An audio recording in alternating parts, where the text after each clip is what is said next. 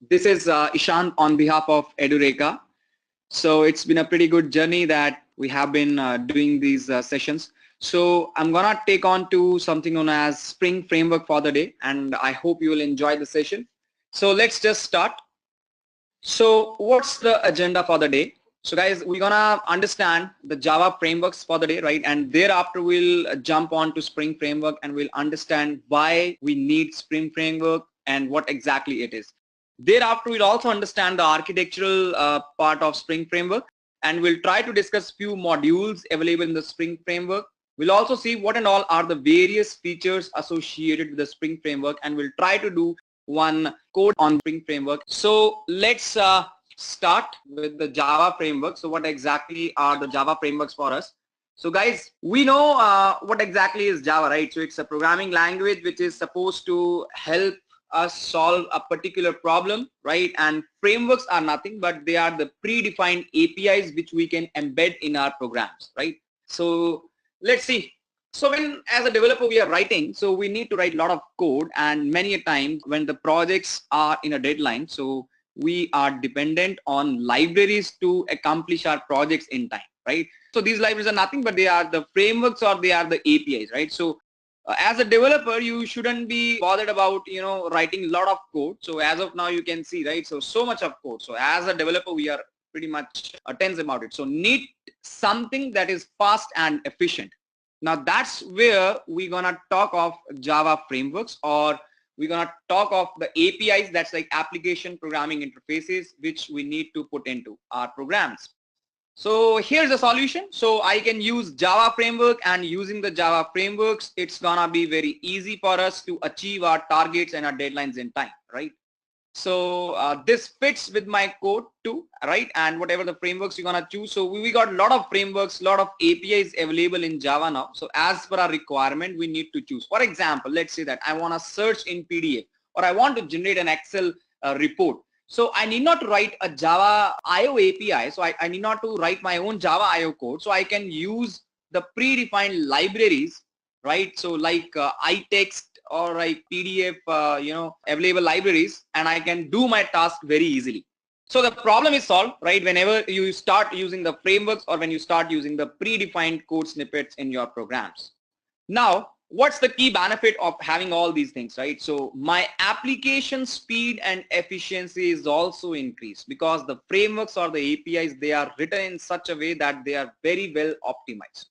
So we are looking on to a point now, right? So we started from a confused state, and we have reached to our potential state where we have to meet our project deadlines and all, right? So guys, the key target should be to use the frameworks as much as it is feasible and it is possible in our programming structures, right? You shouldn't be writing the code from the scratch. So in a smart world, if we are writing the programs from the scratch, right, it's not gonna help us, right?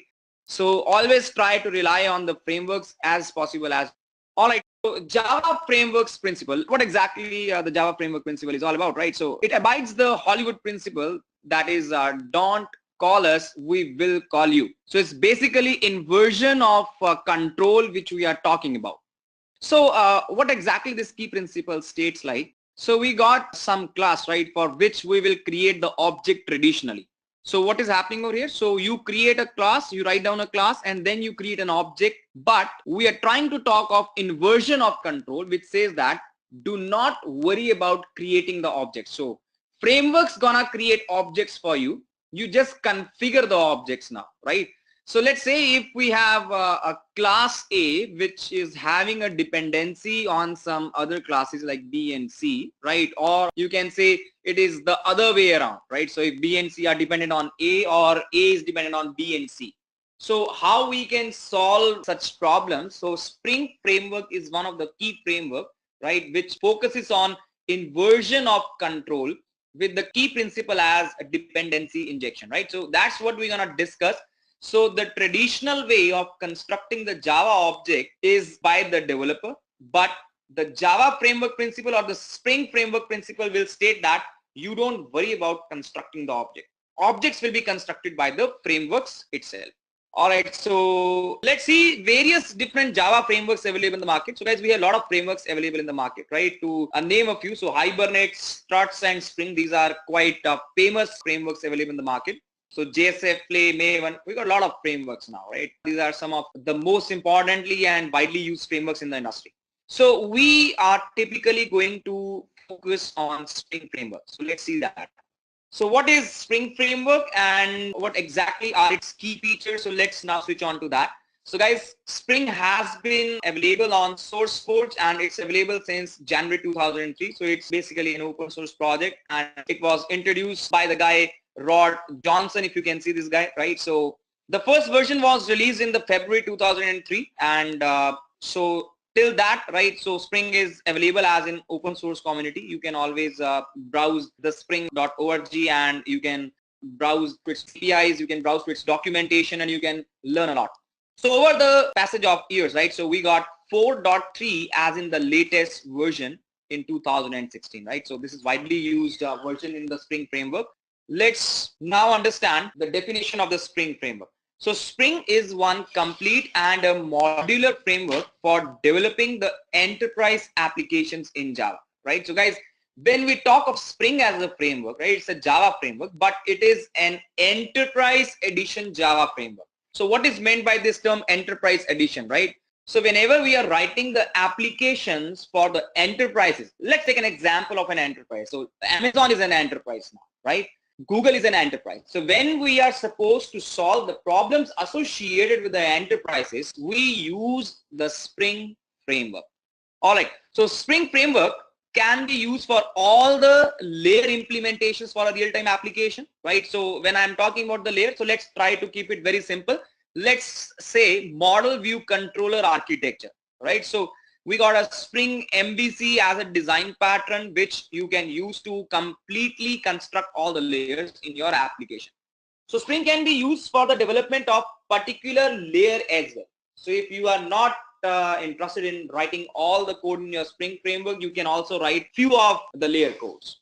Let's see some features associated with the Spring framework. The first thing it is open source, right? So it means that you can anytime have an access to the code and you can manipulate it and you can use it as in your own domain, right? So let's say I want to write a hospital management system on an enterprise level, right? And I need to use the Spring framework. So I can manipulate the framework and I can try to manipulate the APIs which fits into my key domain itself. So we got comprehensive tools available in our Spring framework, right? It's lightweight when we talk of the memory part, right? So it's very much relevant in solving the problems because it follows the design patterns and it effectively solves all the problems that we face in our enterprise edition of Java. So we typically say that Spring framework is basically a framework of frameworks. Now why framework of frameworks? Because you can use a lot of frameworks within the Spring framework itself. For an instance, if you want to do object relationship mapping using Hibernate, so Hibernate can be integrated or it is already there. It's already there. So we got the APIs through which we can directly access Hibernate, right? So that's why we say it's basically framework of frameworks. So it avails array of resources. So we got a lot of resources starting from the very scratch. Let's say I want to implement security in my application or I want to implement something known as a model view controller or any other thing, guys, right? So it's basically an array of resources. So you can avail a lot of features within the Spring framework itself. Even the support like unit testing is also available in the Spring framework itself. All right, so why we need to use Spring framework? I think the previous discussed features, they are quite relevant that why we should be using Spring framework, but let's try to understand it in more detail. So guys, these are the relevant usages across the industry, right? So we got different frameworks available in the market, but if you can see the Spring MVC, so it's outshining all the other frameworks in the market industrially, right? So it means that it is industrially adopted and it is quite, robust, and all the industry, all the companies, they love development in Spring framework and it is really popular. Now there are reasons that why it is so popular. So it's simple now. So if you talk of the simplicity level, so there are three basically main reasons out here now. The simplicity is the first level, right? The writing of code is very easy in the Spring framework, right? Because here you are trying to configure the things and you are not trying to write the major portion of your code. You're trying to configure the things. Then we got testability, right, and loose coupling. So these are some of the other key concerns, and let's now discuss them one by one. So when I talk of simplicity, so here you are always focused on writing your business objects, as in POJO or model or beans, right? So what is POJO? POJO is plain old Java object. So you are supposed to write your Java object definition in the form of class in your programs, right? So it's POJO or POJI. So when I'm talking about plain old Java object, in a similar way we got interfaces now, right? So you can also write interfaces which will help us to get to our definitions to be implemented by us. Then we got something known as testability. So Spring Framework is already having the testing layers available. For example, we got JUnit already integrated. So you can always perform a unit test or an integration test as per your requirement, right? So this is something where we can write our own test cases and we can test our own code, right? So this is one also great feature which is available in the Spring Framework. Then we got loose coupling. So here we are trying to understand that Spring objects are loosely coupled. Now for this, first of all, we must understand what is meant by the term coupling and what is this loose coupling all about, right? So consider that you got a class rider, right? And we got a bike. So this bike over here, the reference to the bike object is basically initialized in the set bike method, right? So we got this interface bike available and we have a start method. So we got various classes like Honda, Bajaj or Yamaha, right? So which can implement the interface bike and they will have a method like start now, right? And we can anytime at runtime set the bike to either be Honda or Bajaj or Yamaha. So runtime polymorphic concept over here is implemented in a very beautiful way, and it ultimately takes us to something known as loosely coupled environment. So let's try to discuss this as one example that how loosely coupled concept comes into action. Let's say I got one class as in rider, correct? And we got one more class as in bike. Now if rider has a reference to bike and I am going to create one constructor for the rider where I am going to create an object of bike, right? So object of bike is constructed when object of rider shall be constructed. Now that is the true reality over here.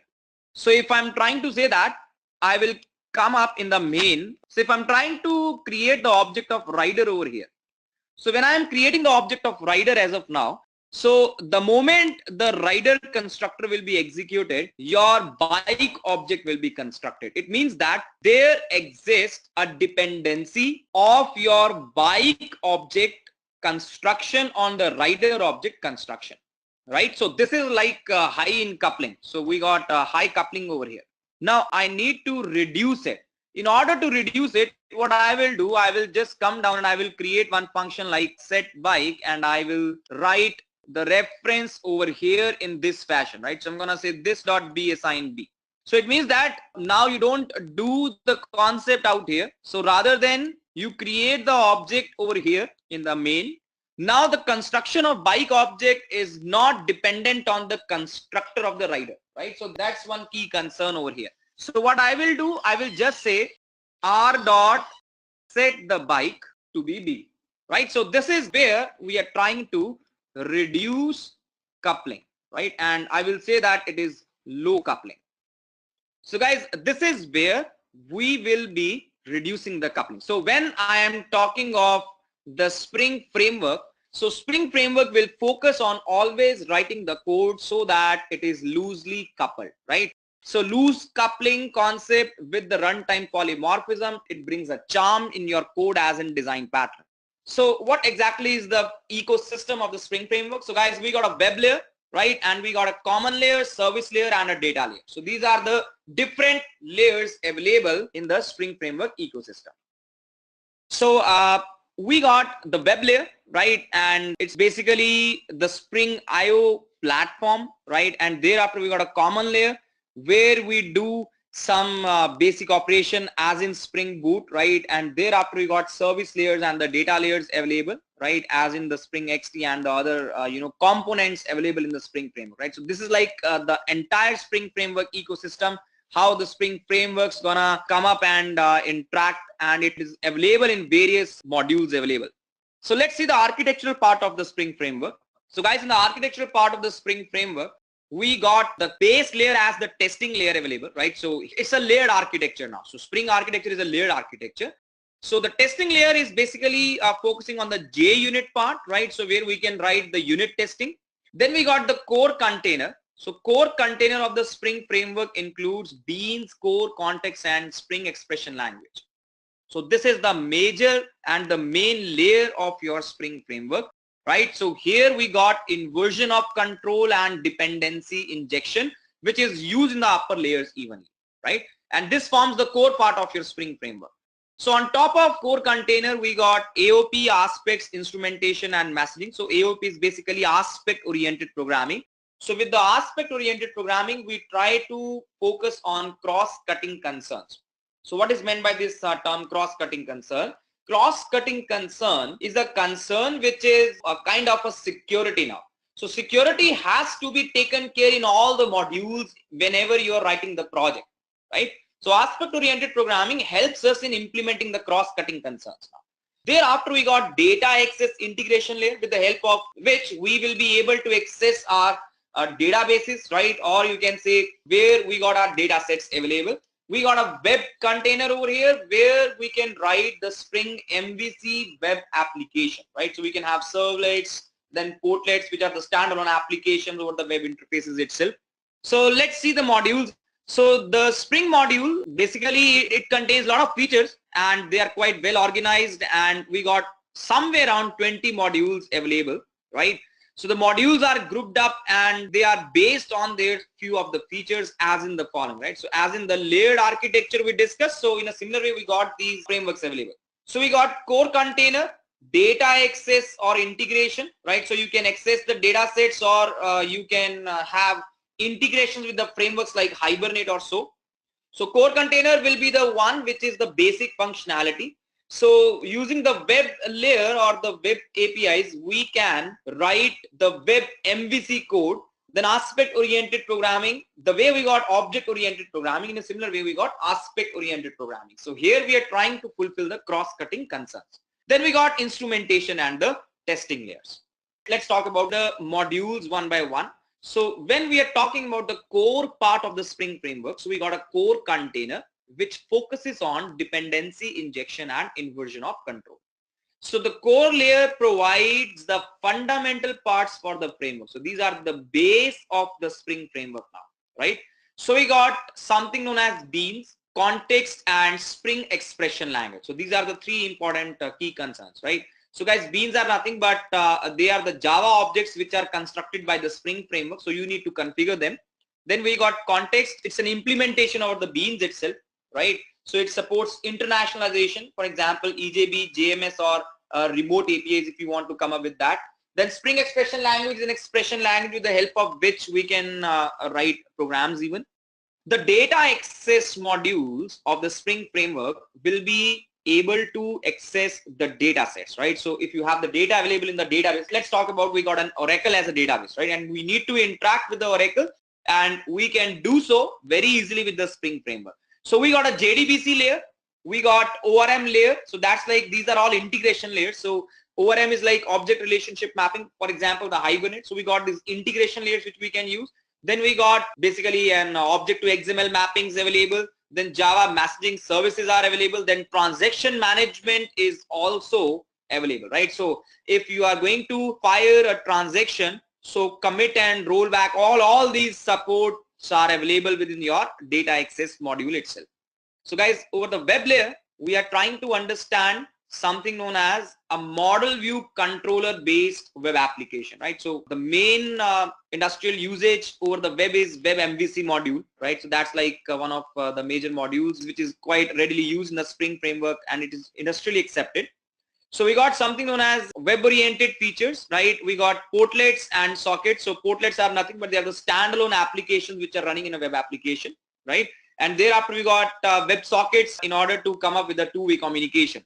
So the few miscellaneous modules which are available in the Spring framework includes AOP, right? So AOP is where you are going to fulfill the cross-cutting concerns. Then we got instrumenting, where we provide the class instrumentation support and class loader implementation. We got aspects, right? So aspects are nothing but it provides the integrations with the aspect J, and aspect J is something where we're gonna fulfill the cross-cutting concerns exactly where. Then we got messages, right, and the testing layer. So guys, in case you want to come up with the unit testing, so we got support with the help of components like JUnit or TestNG. So these are again the frameworks. So that's why we call Spring Framework as a framework of frameworks. Now let us understand how the Spring Framework will flow. So guys, the very first component in the Spring Framework is inversion of control, right? So we need to come up slowly and slowly so that we can reach up to the endpoint. So the first component is inversion of control. Let's see that. So what exactly is the inversion of control? So traditionally when we are writing the program, so we will create the object, right? So that's like you come up and you create the object. So once the object is constructed, right? So we need to wire them together. So let's say we got multiple objects now and they have a dependency in between. Let's take our previous example as in bike and rider example, right? So rider will have a bike. So now we need to fulfill this dependency somehow. So we need to configure them. In Spring Framework, what we do, we configure them, and thereafter, so whole management of the life cycle of the objects is taken care by the Spring Framework itself. So we don't worry on that part. So guys, we'll try to code this flow and understand that how this flow will exactly work. All right. So what and all are the other concerns related with the IOC container? So guys, the Spring IOC container, by using the Java Pojo classes and configuration metadata, produces a fully configured and an executable system or an application, right? So what we are trying to say is that you come up with the Pojo class, you write the Pojo class, and you provide the metadata in the form of some XML configuration. You give it to the Spring Framework or the Spring container, and it will automatically give us the objects which we can use directly in our application, or you can say we got a ready to use application itself. So let's see what exactly are the IOC containers. So we got two different APIs which are the IOC containers in the Spring Framework. One is the Bean Factory, other one is the application context. So Bean Factory is basically an interface, and application context is an implementation of Bean Factory itself. So it is always better to come up and use application context. So what happens over here, these containers will basically load the XML files, and thereafter they're gonna construct the objects for us. So we can also do by writing the annotations in our Pojo classes itself. If you want to skip XML, you can come up with the annotational model. So that is also supported. Now, after the inversion of control, we got dependency injection. Now, dependency injection is all about when we have dependency in our code, right? So Spring Framework has this DI technique where we can remove the dependency from our code, right? So it's gonna make our application quite easy and managed to use, and most importantly, our programming code becomes loosely coupled, right? So that's the key important point which we need to take care even when we are writing the code examples. All right. So how this dependency injection is taken care by the Spring Framework? So in the Spring Framework, we got by constructor and by setter method. So these are the two different techniques, right, by which the dependency injection is resolved, right? So we got a constructor arg and a property as key tags, which can help us to resolve this dependency injection. Then next is the AOP, that's like aspect oriented programming. So aspect oriented programming is basically where we need to implement cross-cutting concerns, right? So I'll just try to take up one example of a cross-cutting concern, right? So consider that we logged on to Amazon and we want to look on to a product, right? So I search for an iPhone. So the moment I started searching the iPhone and I'm browsing the different iPhones in the same category, that's like Apple iPhone. So Amazon will record from what time I started surfing the iPhones and what time I left surfing the iPhone. So based on that, Amazon can give me some promotional offers, or I can get some, emails, or I can get some advertisements from the Amazon, which will say that you must purchase this iPhone, right? So logging. Now logging is also a kind of a cross-cutting concern. To implement such cross-cutting concerns, we can use aspect-oriented programming in the Spring Framework. So it gives us a lot of other things, right? So as in the number one, it's going to provide the modularity. Then AOP will break the program into the distinct parts called concerns. It also increases the modularity, right? When we write these cross-cutting concerns, and a cross-cutting concern is a concern which can affect the entire application, right? For example, security is one of the major cross-cutting concerns, right? So we must be implementing them in a proper and in a regular way. All right, so have a look, guys. So in a cross-cutting concern, so if we have a different modules, and if we got couple of layers, for example, model, view, and controller. So we need to implement these cross-cutting concerns in every module and in every stage, right? Let's say security. So if I'm writing a very basic code and I'm trying to come up with the last level of my code, I need to make sure and I need to ensure that security always remains. So the last component or the last important concern which we have to discuss over here is a model, view, controller, as in the Spring framework, right? So guys, what happens over here when we are writing any enterprise application or a web application, or if you try to write any software product, right? So model, view, controller is one design pattern.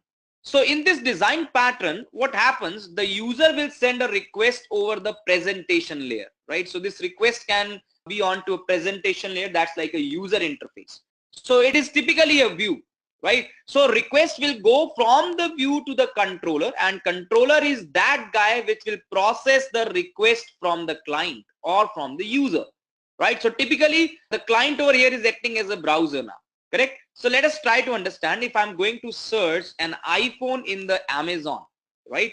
So when the Amazon website is open, it's the presentation layer. We call it a view. When I'm searching the iPhone and when I click on the search, so this request goes to a controller which will process from the data set. So model represents the data set over here, right? So we'll get the data from the data set into the controller, right? And controller can give it back to the view, and this can be sent back as a response to the user. So model, view, controller as a design pattern.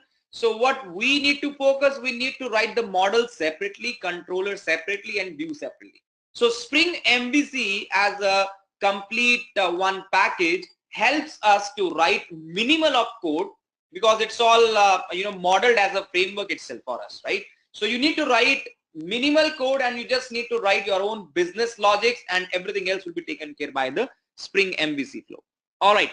So let's summarize the entire part. So guys, we got Java frameworks, we got Spring framework, why Spring frameworks, the architectural part of the Spring frameworks, what are various modules available in the Spring framework, and few of the Spring features which we have discussed, right? So now let's try to come down and see one snippet over the Spring framework, right? So I'm going to write one Java application. So let's try to write one Java application, and let's see how we can come up with our Spring framework example. So let's say it's one Spring Edureka demo, and I'm gonna finish the project. So here we are with the Spring Edureka demo. Now what I'm going to do over here is I'm going to write one new class, and I'm going to write the class name as employee. So let's try to take one package as 𝐶.Edureka, and let's finish it off. Now I want this employee class should be a POJO class. So I'm going to write one employee ID. Let's write one employee name, and let's also try to write some employee salary. So if you want to come up, you can come up with some more data, right? So these are the attributes for my object which I have mentioned in our class, right? And thereafter I need to define constructors, getters, and setters to come up with the POJO structure, right? So let's say right click, source, generate constructor using fields. So this is one constructor along with all the fields. So I'm also going to construct one constructor as in a default one. So let's try to write one default constructor. I got one constructor with all the inputs, and lastly I'm gonna do it as generate getters and setters. Let's select all. So here we are with the getters and setters, and now I'm also gonna write one toString method. So let's generate one toString method. So this is one structure which is representing POJO, or model or bean, right? So we call it as a POJO or a model or a bean structure, right? So once I am done with this, what I will do next is that I'll write one client class. So I'm gonna write one class as in client along with the main method, right? So this is my main method. So what is the traditional way as a developer, how I will construct the objects, right? So I will say employee as in a new employee, right? And thereafter I'll say e dot set of EID as 101, e dot set of employee name as in, let's say, John Watson, and finally I will set a salary, let's say 30,000, right? So this is the traditional way how you will construct an object. So other than that, all right, so I think I did something wrong. All right, so I have taken the salary as in string. So guys, let me change it to the integer part. Just a moment. So here we are, done. Now I will just say CISO and I will try to print the E. So what I will get as in response, I will be getting the response as in the details of the employee. Now this is my traditional way how we construct the objects in Java. Let's try to follow the Spring framework and let's see how we can come up with inversion of control, right? So I'm gonna write something known as inversion of control, right? So IOC as in Spring framework. So let's see how we can do that. To do that, I'll follow certain steps. The step number one will be to add jar files for core. I'll just say for Spring core, right? So let's add jar files for Spring core, right? Number two, configure Java object in an XML file, right? And number three, use Spring container, Spring IOC container. So when we are saying IOC container, for example, Bean Factory or application context to get the objects constructed by them. So we now need to follow these three simple steps to perform the first fundamental, that's like inversion of control. We add the jar files for Spring core and thereafter we're gonna configure the Java objects in an XML file, and finally we'll use the Spring IOC container, for example Bean Factory or application context, so that we can get the objects constructed by the Spring container itself, right? So let's see how we can do that. So step number one, I'm going to configure my project with the build path with the Spring core jar file. So I'm going to say build path, configure the build path. And in my build path configuration, I'm going to add the external jars under the libraries. So here we are with the Spring jar. So I already have my core jars available over here, right? So you can download it over the web.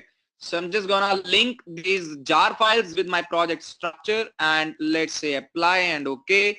So here we are with the Spring core jar files available in my project, right? So once I'm done with this, so the next part is to come up with one XML configuration file.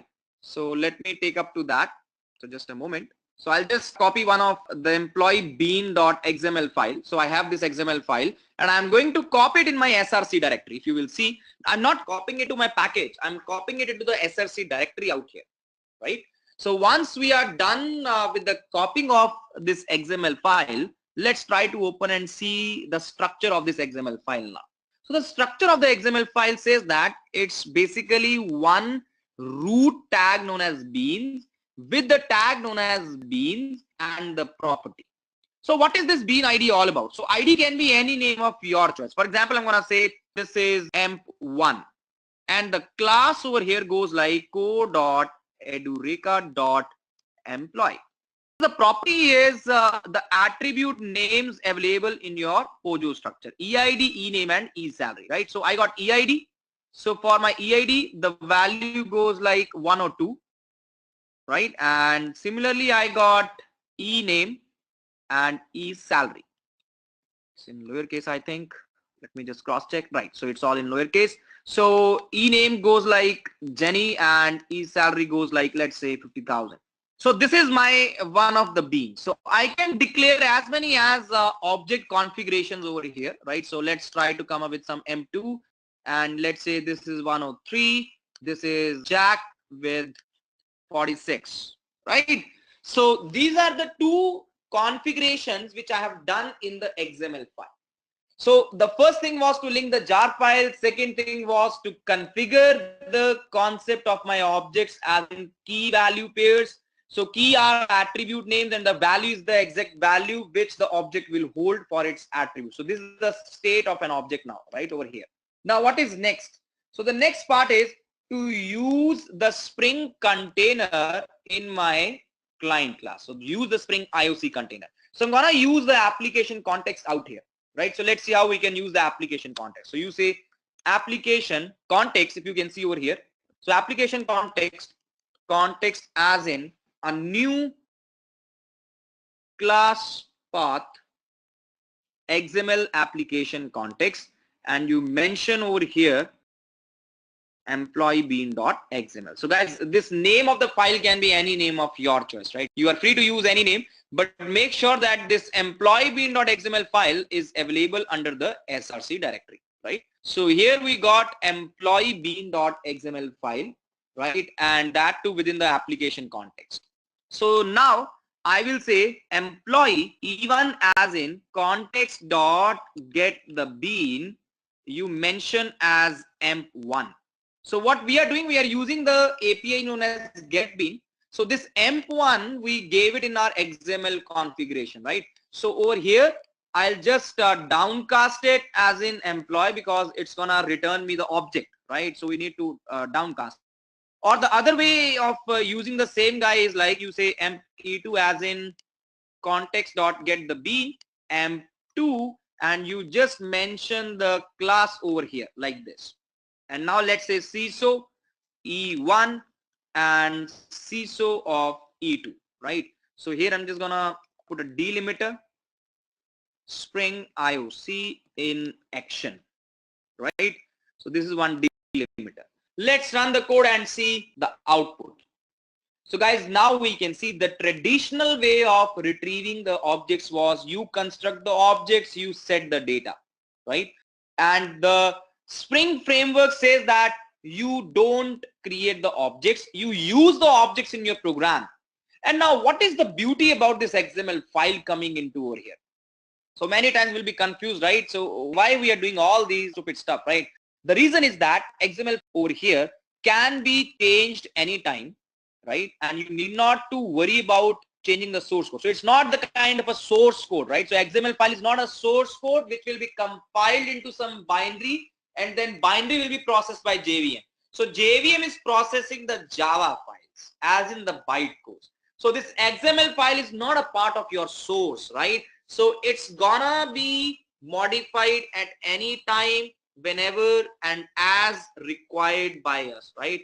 So here the configuration goes in the XML file. So the real implementation of the same inversion of control can be seen in the Android, right? So let me run down with one example over here. So where this inversion of control fits into. So let's see that part. So how the Spring framework is related to the Android, let's try to come up and understand this part. So it's a very beautiful concept, the inversion of control which we have demonstrated over here, right? So let me try to open any of the applications over here. All right, so let the system gets loaded for us. So even though it's exactly out of our context, but it's just for the reference purpose, right? So we'll now see that there is something known as these layout files, which are all the XML files. If you can see over here, so these are different XML files, and in these XML files I can see that we got some configurations done out here, right? So these are the properties now. So what is the menu? It's a drawer menu, right? So what is the width? What is the height? So for every Android UI part, so we got these configurations available in the XML file, right? So anytime user can actually come down and change the XML file structure, so the code will not be affected. So what Android will do, Android will read these XML files and it's gonna construct the Java objects. It's inversion of control which is available. So in my code, if you can see over here, right? So the UI is exactly dependent. If you can see the same XML file structures, right? And we are trying to say find view by ID.